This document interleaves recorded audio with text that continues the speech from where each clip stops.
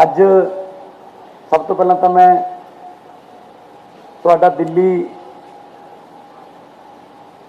ਆਪਣੇ ਘਰ ਆਉਣ ਤੇ ਨਿੱਘਾ ਸਵਾਗਤ ਕਰਦਾ, ਜੀ ਆਇਆਂ ਨੂੰ ਕਹਿਣਾ।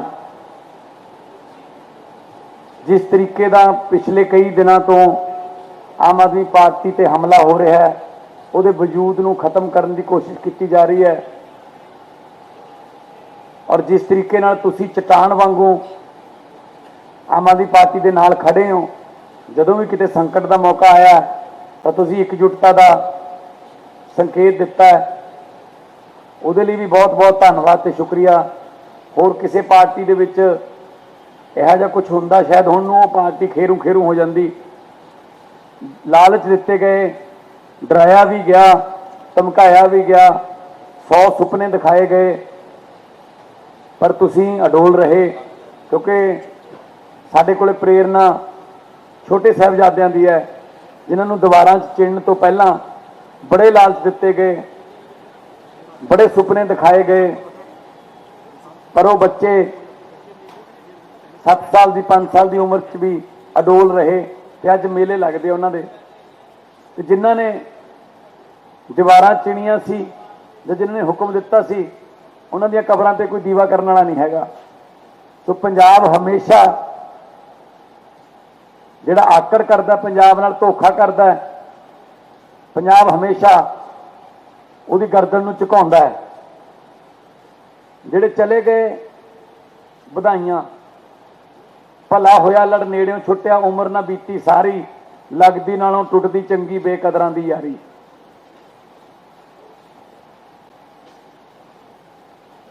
अज मैं राष्ट्रपति जी नूं मिल के आया। मैं राष्ट्रपति जी नूं कहा, मैं कहा जी ये खेतरी पार्टियां खत्म कर रहे हैं, चौटाले की पार्टी खत्म करती, शरद पवार की पार्टी खत्म करती, उद्धव ठाकरे की पार्टी खत्म करती, तेजस्वी के पिछे पे हुए ने लगभग खत्म ही करती, टीएमसी नूं कहंदे हुण खत्म कर देंगे। मैं कहा जी पर आम आदमी पार्टी नहीं इन्हां तो खत्म होनी, क्योंकि आम आदमी पार्टी नैशनल पार्टी है। अज मैं राष्ट्रपति जी नूं ये गल कही है, मैं कहा जी जम्मू कश्मीर तो शुरू हो जाओ। साडा एक विधायक जम्मू कश्मीर के डोडा तो साडा एक विधायक है, पंजाब दे विच साडी सरकार है, दिल्ली दे विच असीं मुख विरोधी पार्टी हाँ, गुजरात दे विच साडे 5 MLA ने, गोवा दे विच साडे MLA ने 2। असीं सारे देश च फैले हुए हैं जी। साडे हज़ारां की गिनती च सरपंच ने, साडे पंच ने, साडे मेयर ने, साडे कौंसलर ने। ये पार्टी खत्म होने वाली नहीं हैगी।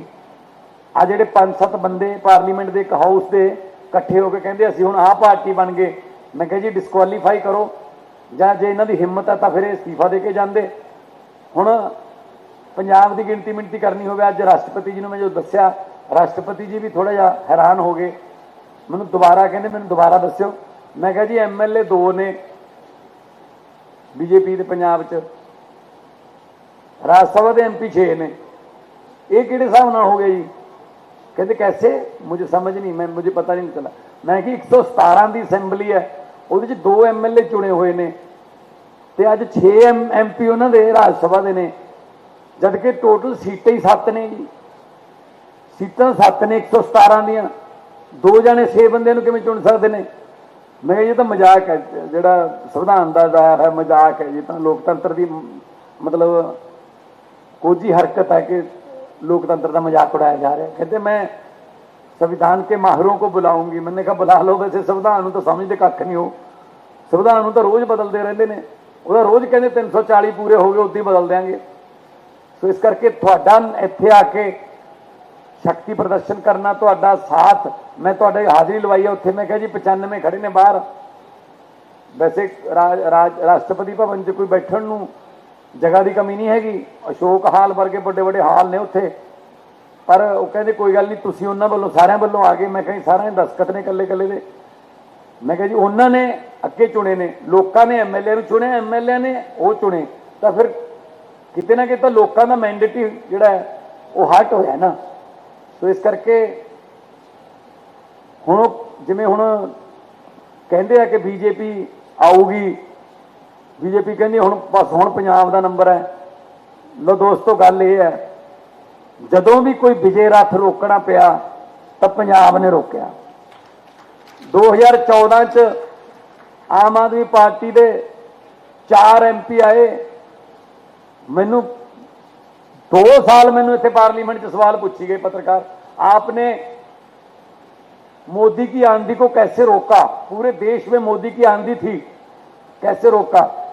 मैं कहा सीधी जी गल है, उन्होंने चोण निशान कमल का फुल है, कमल का फुल उगदा चिक्कड़ च, ते साडा चोण निशान झाड़ू है, तो झाड़ू का काम है चिक्कड़ की सफाई करना। अभी चिक्कड़ की सफाई करती, कमल उगे ही नहीं। सो इस करके आपां नूं हुण एक बारी फिर ये विजय रथ रोकण की जिम्मेवारी अपने ते आ गई। अपने प्रधान जी अपने नाल ने, सच्चे दिलों अपनी पार्टी दे विच कदे भी आपां नूं कोई शिकायत होवे इमीडिएटली लाणेदार के तौर पर सामने भी आउंदे ने, हैड ऑन भी लैंदे ने जे किसी के विरुद्ध कोई कार्रवाई करनी है। कोई जे आपां नूं जिवें हुण आ संकट चल रहे हैं तो प्रधान जी नाल खड़े ने हर वक्त। तो मैं हुण ज़्यादा समा नहीं लेना, मैं तो इन्ना ही कहना है कि हुण फिर एक बारी जिम्मेवारी अपने ते आ गई। कहंदे कि हुण बीजेपी का सारा टारगेट पंजाब ते होऊगा। मैं कहा जी अज भी मैं कह के आया, कोई पंजाब के हक की गल की कदे बीजेपी ने? किहड़े मूँह नाल पंजाब चाहणगे जी? कदे कहते चंडीगढ़ खोलांगे, कदे कहते पंजाब यूनिवर्सिटी ले लांगे, कदे कहते भाखड़ा डैम असीं दब लांगे, कदे कहते सारा पानी राजस्थान ते हरियाणे नूं भी दिओ, कदे कहते थोड़ियां झाकियां नहीं इत्थे 25-26 जनवरी ते 15 अगस्त नूं असीं दिखाउंदे, कदे कहते RDF का पैसा नहीं दिंदे, कदे कहते NHM का पैसा नहीं दिंदे। तो ये कदे कोई पंजाब के हक की गल की है? फिर किहड़े मूँह नाल आउणगे उत्थे? ये गल्लां जाके आपां लोकां 'च करनियां ने कि हुण अपनी इज्जत का सवाल हो गया। सिकंदर जित्ती गया। जदों पंजाब च दाखिल होया उदों रोकिया सी पुलिस ने। सिकंदर दे विजय रथ नूं रोकण वाला भी पंजाबी ही सी, पुलिस।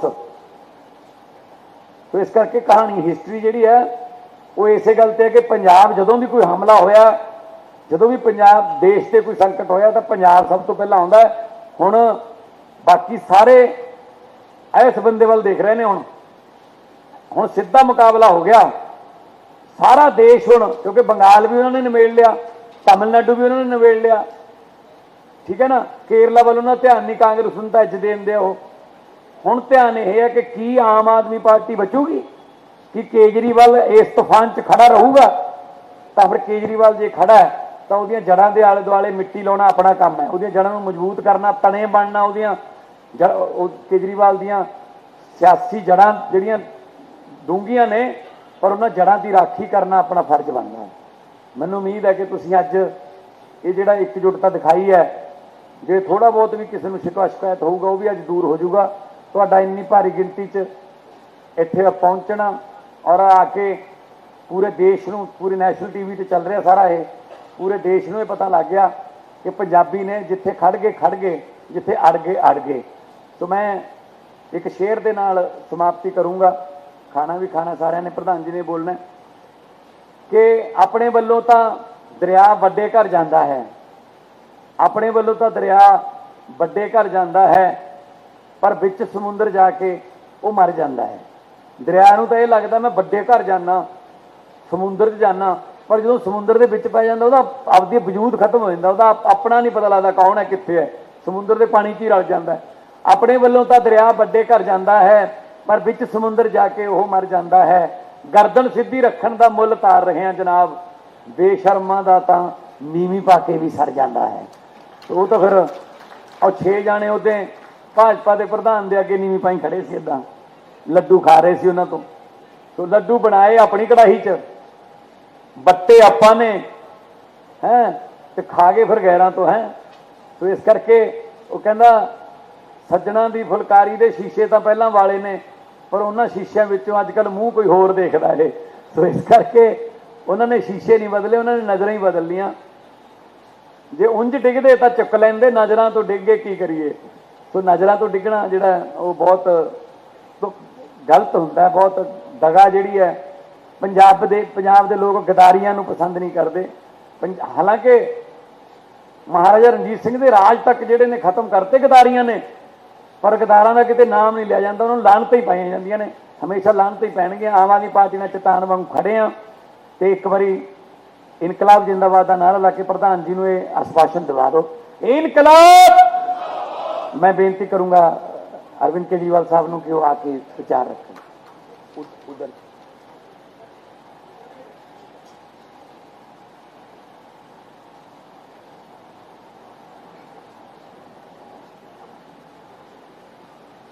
आदरणीय मान साहब, मनीष जी, अमन अरोड़ा जी, यहाँ पे आए हुए सभी मंत्रीगण और सभी मेरे एमएलए भाई बहन, आप सब लोगों को मेरा नमस्कार, सबको सत श्री अकाल।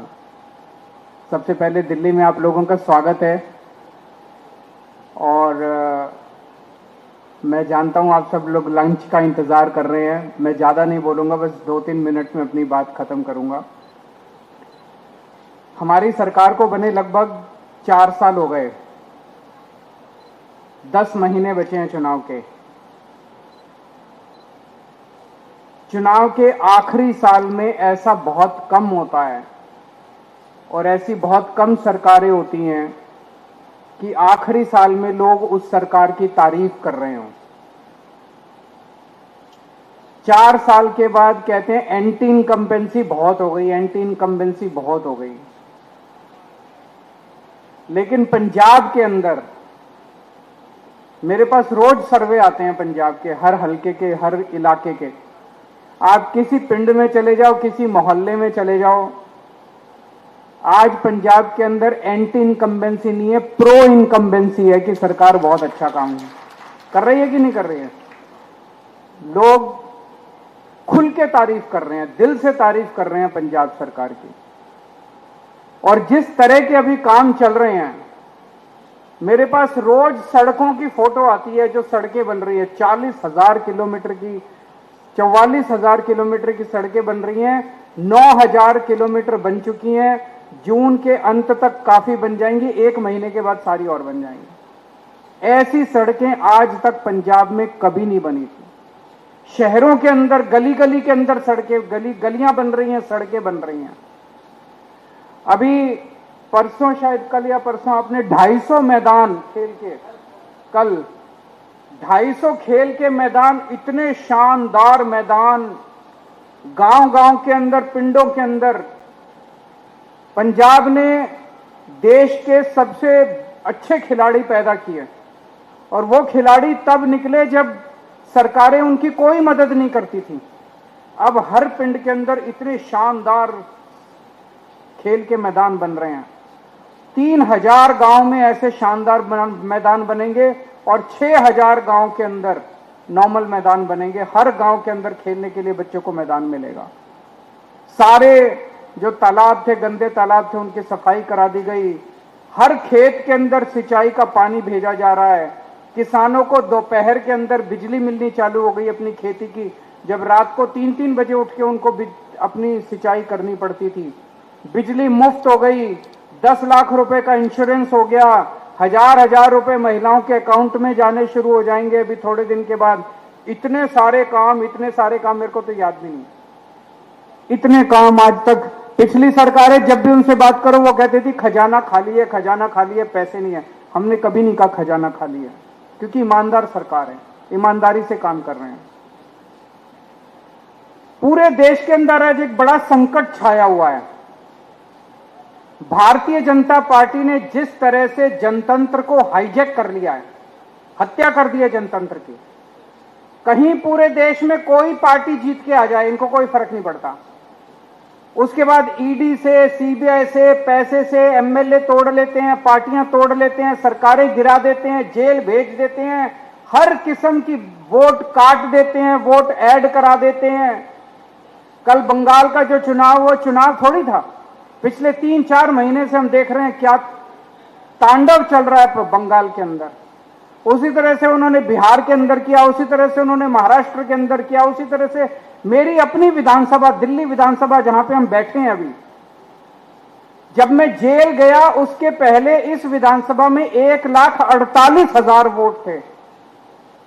जब मैं लौट के आया उसमें 1,06,000 वोट बचे थे। 42,000 वोट इन्होंने 6 महीने के अंदर कटवा दिए।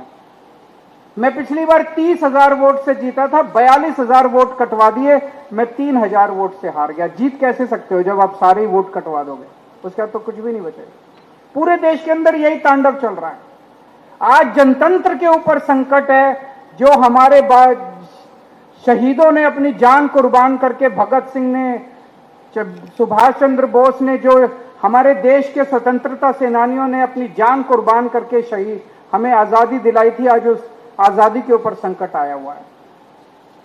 लेकिन 2014 याद करो, 2014 में मोदी जी की आंधी आई थी। मई 2014 में जब मोदी जी की सरकार बनी थी तो आंधी चल रही थी। उसके बाद जितने चुनाव हुए, मई के अंदर देश का चुनाव हुआ, उसके बाद हरियाणा का चुनाव हुआ, जीत गए ये लोग, महाराष्ट्र का चुनाव हुआ, जीत गए लोग, झारखंड का चुनाव हुआ, जीत गए लोग। जहां चुनाव हुए ये लोग जीतते चले गए, जीतते चले गए, जीतते चले गए। फिर फरवरी 2015 आया, दिल्ली का चुनाव हुआ और दिल्ली के चुनाव में 70 में से 3 सीट आई भारतीय जनता पार्टी की। तो वो जो रामायण के अंदर एक कहानी है कि अश्वमेध का घोड़ा, भगवान राम ने अपना अश्वमेध का घोड़ा जब वापस आए, अयोध्या के राजा बने, अपना अश्वमेध का घोड़ा छोड़ा कि ये घोड़ा जहां जाएगा वो भगवान राम की जमीन हो जाएगी।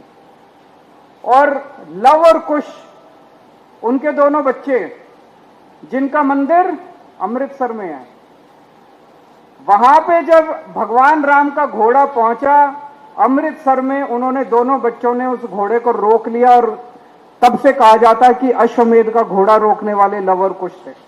इसी तरह से दिल्ली वाले थे जिन्होंने अश्वमेध का घोड़ा रोका था। मोदी जी का घोड़ा चलता जा रहा था, चलता जा रहा था, चलता जा रहा था। दिल्ली वालों ने अश्वमेध का घोड़ा रोका था, आम आदमी पार्टी ने अश्वमेध का घोड़ा रोका था। आज मैं बड़ी जिम्मेदारी के साथ कह रहा हूं, अभी भी आंधी हो गई है। ये लोग सारे चुनाव, असम जीत गए, बंगाल जीत गए, बिहार जीत गए, महाराष्ट्र जीत गए, दिल्ली जीत गए, जहां देखो ये जीतते जा रहे हैं। अगली साल फरवरी के अंदर जब पंजाब के चुनाव होंगे, इस बार अश्वमेध का घोड़ा नहीं रुकेगा। पंजाब के चुनाव के बाद मोदी सरकार गिरेगी देश के अंदर। मोदी सरकार का अंत पंजाबी करेंगे, मोदी सरकार का अंत पंजाब के लोग मोदी सरकार का अंत करेंगे। पंजाब का चुनाव मोदी जी का आखिरी चुनाव होगा, देख लेना। मेरा दिल कहता है, कैसे होगा मेरे को अभी नहीं पता। पंजाब तो आप जीतोगे, पंजाब तो पंजाब के लोग जीतेंगे, लेकिन मेहनत करनी पड़ेगी, घर घर जाना पड़ेगा। जो अभी मान साहब ने कहा, उनको बताना पड़ेगा कि भारतीय जनता पार्टी पंजाब और पंजाबियों से नफरत करती है। एक काम नहीं किया, इनके पास तो इतनी पावर है, सेंट्रल गवर्नमेंट इनके पास है। आरडीएफ में हमें डबल पैसा दे देते पंजाब सरकार को, और 10 तरह से पैसा देते थे, भाई लो पंजाबियों ये भी ले लो, ये भी ले लो। जो हक बनता था पंजाबियों का वो भी छीनते जा रहे हैं। कह रहे हैं अगर इनकी सरकार आई तो पंजाब का पानी सारा हरियाणा को दे देंगे, इनकी सरकार आई भाखड़ा डैम ये हरियाणा को दे देंगे, इनकी सरकार आई चंडीगढ़ उठा के ये हरियाणा को दे देंगे, इनकी सरकार आई ये पंजाब यूनिवर्सिटी हरियाणा को दे देंगे, इनकी सरकार ये तीनों काले कृषि कानून पंजाब के अंदर लागू कर देंगे। ये हमें बताना पड़ेगा कि अगर पंजाब के अंदर बीजेपी की सरकार आ गई तो ये तहस नहस कर देंगे, पंजाब को रौंद डालेंगे। लेकिन इनकी औकात नहीं है। आज तक पंजाब के किसी ने भी अगर भारत के ऊपर आक्रमण किया, वो पश्चिम से आया और पंजाब ने उसको रोका, पंजाब ने अपना खून बहा के उनको रोका, बाहर से आने वालों को। लेकिन इस बार अंदर से एक दुश्मन पैदा हुआ है, इसको भी पंजाब के लोग रोकेंगे, अपने तन मन धन से इसको रोकना है। देश को अपना जनतंत्र वापस दिलाना है, बाबा साहब अंबेडकर के संविधान को वापस लागू कराना है। ये हम सब लोगों की जिम्मेदारी है, पंजाब की जिम्मेदारी है, पंजाबियों की जिम्मेदारी है।